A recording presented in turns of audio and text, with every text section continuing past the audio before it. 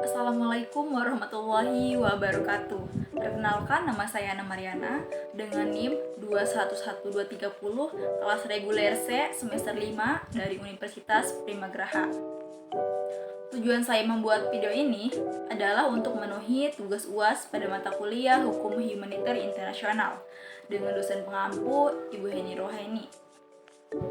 Baiklah, materi yang akan saya sampaikan mengenai hukum humaniter internasional, yaitu tentang sengketa bersenjata non-internasional. Dalam hukum humaniter, konflik bersenjata terbagi menjadi dua, yaitu konflik bersenjata internasional dan juga konflik bersenjata non-internasional atau bisa disebut dengan konflik dalam negeri.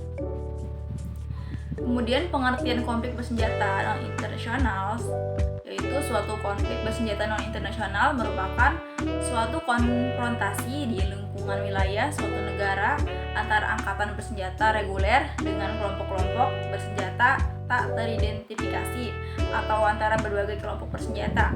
Akibat konflik bersenjata timbul banyak korban, baik dari pihak kombatan maupun orang-orang sipil. Maka konflik bersenjata tersebut mendapat pengaturan dalam beberapa konvensi seperti Konvensi Den Haag 1907, Konvensi Jenewa 1949, serta Protokol Tambahan 1 dan juga 2 1977. Ketentuan tersebut bertujuan untuk mencegah atau melindungi korban konflik bersenjata supaya terhindar dari tindakan kekerasan yang berakibat buruk terutama bagi orang yang sudah tidak berdaya. Pihak yang terlibat dalam konflik bersenjata wajib melindungi anggota angkatan bersenjata, musuh yang telah jatuh ke tangannya, dan bagi orang-orang sipil dari berbagai tindakan kekerasan untuk tidak dianiaya, disiksa, diperkosa, dan dibunuh. Pasal 3 Konvensi Jenewa 1949 mengatur tentang perlindungan dalam konflik bersenjata non-internasional.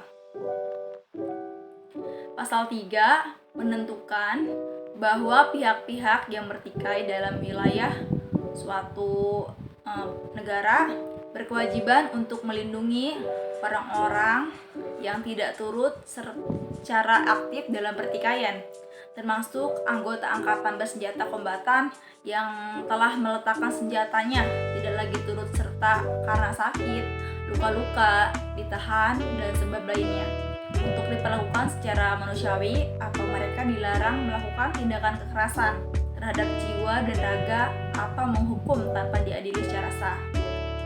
Kemudian tindakan kekerasan atau perlakuan buruk negara terhadap warga negaranya merupakan ancaman bagi negara. Perbuatan itu dapat diuji oleh masyarakat internasional. Sistem perlindungan hak asasi manusia terutama bersumber pada perjanjian internasional sebagaimana Perjanjian dalam Konvensi Jenewa 1949 tentang perlindungan korban perang dan Protokol Tambahan 1 tahun 1977 tentang konflik bersenjata internasional serta Protokol 2 1977 tentang konflik bersenjata non-internasional dengan tujuan untuk melindungi atau meminimalkan korban dari tindakan kekerasan bersenjata. Walaupun demikian, kenyataan menunjukkan bahwa dalam konflik bersenjata yang terjadi di berbagai belahan dunia seperti di Irak, Libya, dan juga Palestina, termasuk dalam konflik bersenjata non-internasional, sebagaimana terjadi di Indonesia yaitu di Papua dan juga di Aceh. Ratusan bahkan ribuan orang yang sudah tidak berdaya atau tidak bersalah menjadi korban, seperti mereka dianiaya, disiksa, dan juga dibunuh. Padahal para pihak-pihak yang bertikai telah diwajibkan untuk melindungi orang-orang tersebut. Berdasarkan hal demikian, diperlukan perlindungan yang efektif bagi orang-orang dalam daerah konflik untuk terhindar dari kekerasan bersenjata. Dalam hukum humaniter internasional, konflik yang terjadi saat ini seringkali terjadi antar negara. Dan konflik internal merupakan konflik yang paling signifikan.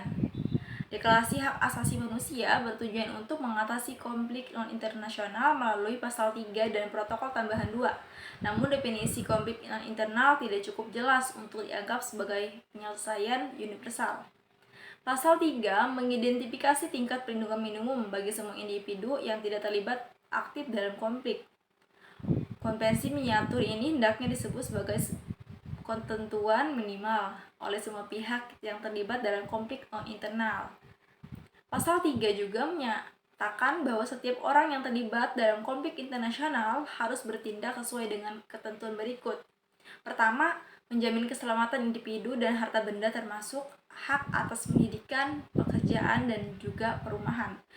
Kedua, memajukan perdamaian dan ketertiban termasuk pembentukan komite internasional untuk melindungi hak-hak semua individu yang terlibat dalam konflik. Ketiga, menjamin keadilan dan perlakuan adil terhadap semua individu yang terlibat dalam konflik tersebut, hak atas proses hukum. Keempat, memastikan bahwa semua individu diperlakukan secara adil dan semua aspek kehidupan mereka. Terima kasih, mungkin itu saja yang dapat saya sampaikan dalam pembahasan ini. Wabillahi taufiq wal hidayah. Wassalamualaikum warahmatullahi wabarakatuh.